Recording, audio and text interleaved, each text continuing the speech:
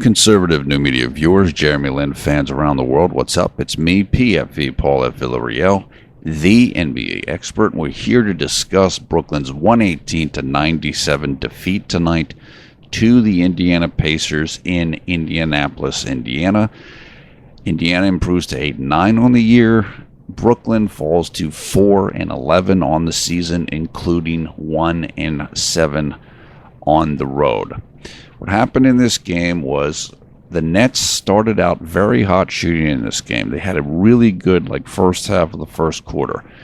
Then the shooting went away. They were outscored in that first quarter 28-23, 30-20.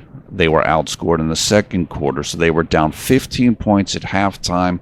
They were still kind of just hanging around just a little bit kind of in touch. And then they had another difficult third quarter, and that just kind of closed the game off for them. They were outscored by 12 points in the third quarter, and basically the fourth quarter was kind of just a throwaway garbage time quarter. And so the Nets lose their sixth consecutive game. This is the 14th time in 15 games in which the Nets have been outscored in the third quarter. So that issue continues on. JLin did not play in this game. Neither did Rondae Hollis-Jefferson, who sat out. Caris LeVert is also out, although he is practicing with the team. Rondae got x-rays of his ankle. They were negative, which is good. Isaiah Whitehead, who hurt his wrist in the previous game, he got his wrist x-rayed, also negative. Isaiah played tonight, but Hollis-Jefferson, JLin, and Caris LeVert did not play. Paul George sat for the Pacers, as did C.J. Miles. This is the 10th consecutive game in which Jeremy has missed. The last time Jeremy played was on November 2nd, so about 3.5 weeks ago or so.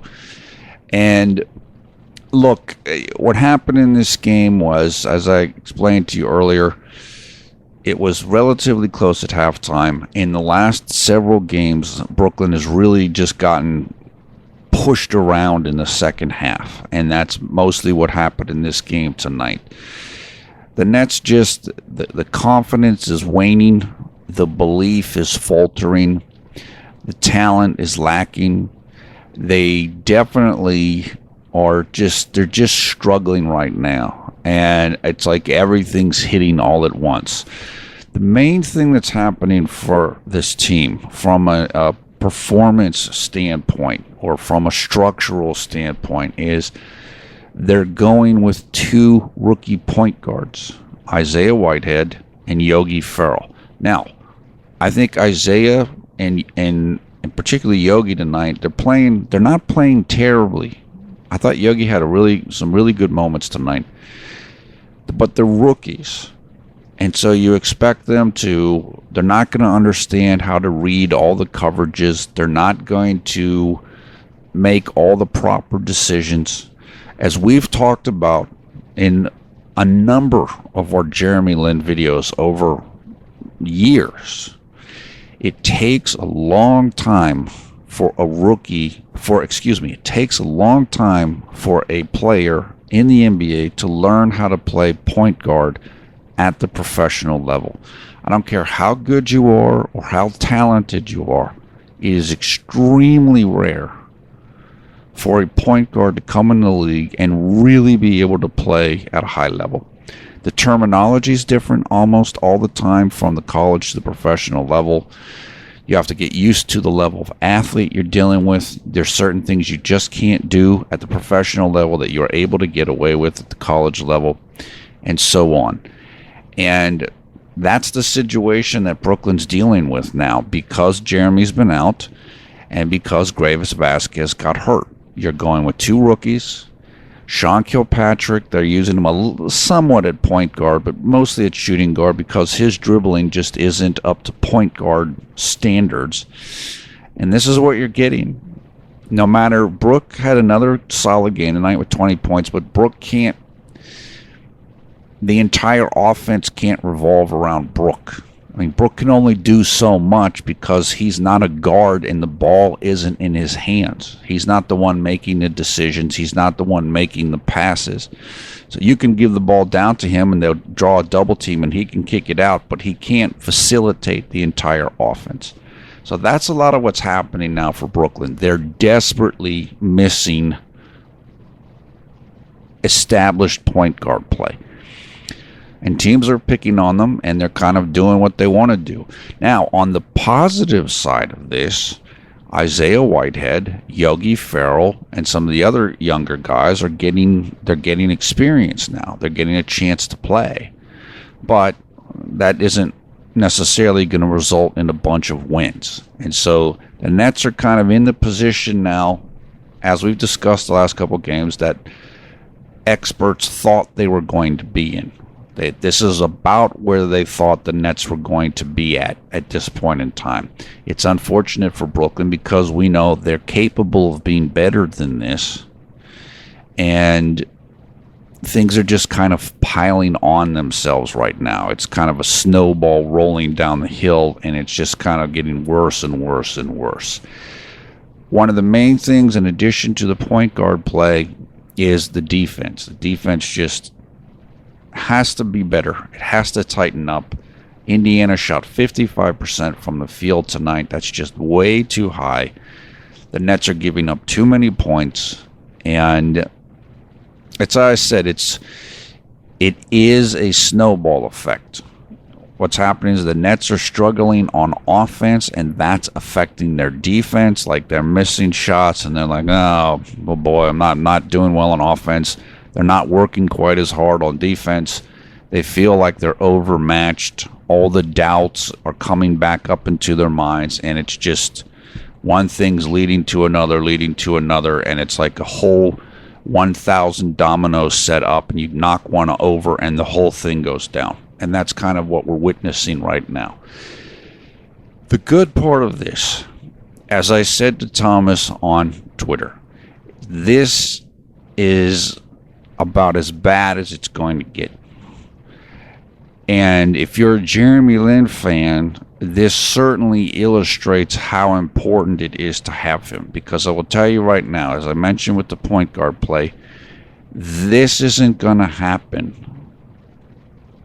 to this extent if Jeremy's around and they're playing. Because Jeremy, one of his best qualities is his ability to take even mediocre talent or less than top level talent and make them competitive. He just has an energy, he has a leadership, he has the passing ability and the scoring ability. He can change the flow of a game, and that's harder for Brook to do, which is what I was trying to say earlier. Even though Brook can score and do things, he can't necessarily change the entire flow of a contest. Jeremy can do that. As a point guard, you have more of an opportunity to be able to do that. And also another thing Jeremy's great at is he can get fouls and he can get to the free throw line. So if the score starts getting out of control, Jeremy can slow it down, just kind of slow the game down, pull it back a little bit with that ability to get fouled. And they're missing that right now. Look, this is a nightmare scenario for the Nets. They're hurt. They're starting to lose. It's building upon itself. It doesn't look good. Everything's bleak. As I said, if you're a longtime Nets fan, or if you're a JLin fan that's coming over and rooting for the Nets now, this is ground zero, so to speak. And so we can only get better from here. So it's not fun to go through this. It's not fun to watch it. But you can say you were there when everybody jumped off the bandwagon. You were on that bandwagon when things started to rebuild. And it's going to take time, and it's tough. As I said in the last video, the NBA is cruel. If you're down and you're having a difficult period, nobody's going to feel sorry for you, and they're just going to beat you down, which is exactly what happened in this game and what's been happening in recent games to the Brooklyn Nets. Now, as far as Jeremy goes, there were no updates in this game that from the Nets announcers. They didn't. They mentioned Jeremy. They showed him. He's on the sidelines.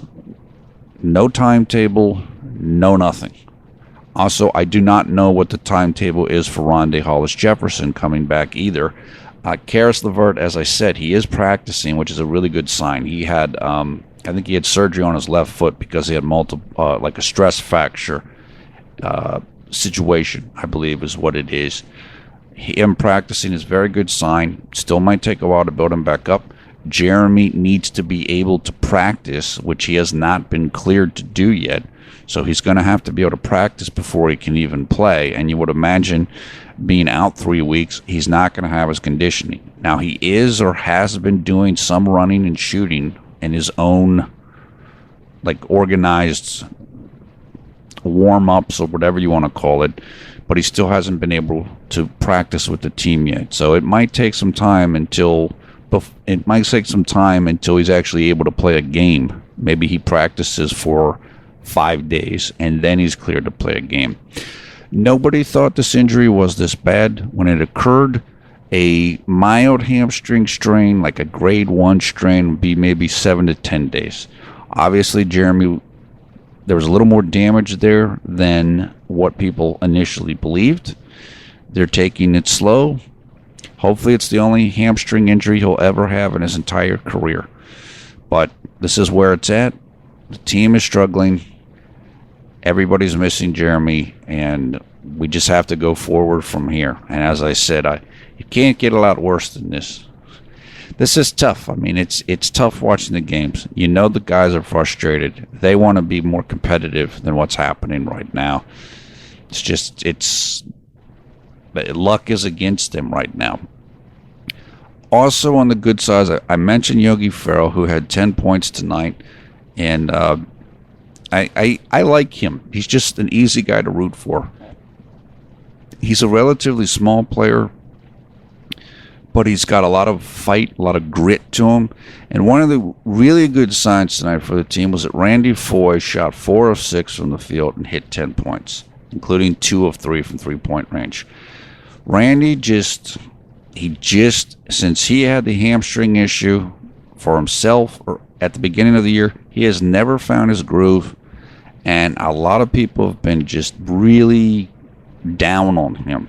Maybe this performance tonight can help him to kind of figure things out a little bit more. That would be big for the Nets. I actually thought Randy was going to start for this team. Now it appears as though Bojan is going to start rather than Randy Foye, with the lineup being Lin, Bogdanovich, Rondé Hollis-Jefferson. Still, even if Randy's coming off the bench, they really could use him being productive. That would be big for the team. So hopefully this can kind of push him forward, and we can see better things coming from him. That's really about it. It's not fun to watch. It's kind of like beatdown after beatdown. Again, if you're a Jeremy Lin fan, we went through this when Jeremy's year with the Lakers, a lot of losing. We just kind of have to hang in there until Jeremy comes back, and we're going to have to give him time once he does come back to get kind of up to speed. But this is where the team is at right now, and hopefully brighter times are ahead. And I know they are ahead. We just don't know how long it's going to take, but from where we are now into kind of the brighter, better horizon. So we'll just have to wait, and we'll work at it together. Let's talk about the next game. That game will be coming up 2 days from now, Sunday, November 27th, here in the United States. It will be against the Sacramento Kings, and it will take place in Brooklyn, New York City. That game will be held at 6 p.m. Eastern Time here in the U.S., and you can watch it on Yes Network or NBA League Pass as long as you're not in the city of New York or in the city of Sacramento. Sacramento is not a good team. That is a winnable game even for a Nets squad that's struggling right now. Sacramento has a high pace. They like to score a lot, but they're definitely a team that can be defeated. And look, hopefully we'll have a good chance to win that game, and hopefully we'll get some good news about Jeremy in addition to whatever happens within the game itself. That is about it. I hope everybody's having a good night or good day wherever you are around the world when you watch this video. If you are in the United States, we hope that you had an excellent Thanksgiving holiday with your family. I know that John put up a video, like a happy Thanksgiving video from him and Salma. Hope you had a chance to check that out as well. But again, just hang in there. We'll go on to the next game, and we'll hope for better results then. And we just have to understand that this is what it is right now. This team had a low margin of error to begin with, but with the injuries, it's become even smaller and smaller and smaller. And with a team that has young players and has guys that have been let go from other teams, confidence isn't necessarily in deep supply. So if things start going bad, guys can get down pretty quickly, and I think that's part of what we're seeing. Once again, I am PFV Paulo Villarreal, the NBA expert. Thanks a lot for watching Conservative New Media. We strive to be the #1 JLin YouTube fan channel. So we'll be back here with you in less than 48 hours. Hopefully, as I said, we'll get some good news between now and then in terms of how the team is doing with injuries. But the next contest coming up, Brooklyn Nets will be hosting the Sacramento Kings Sunday, November 27th.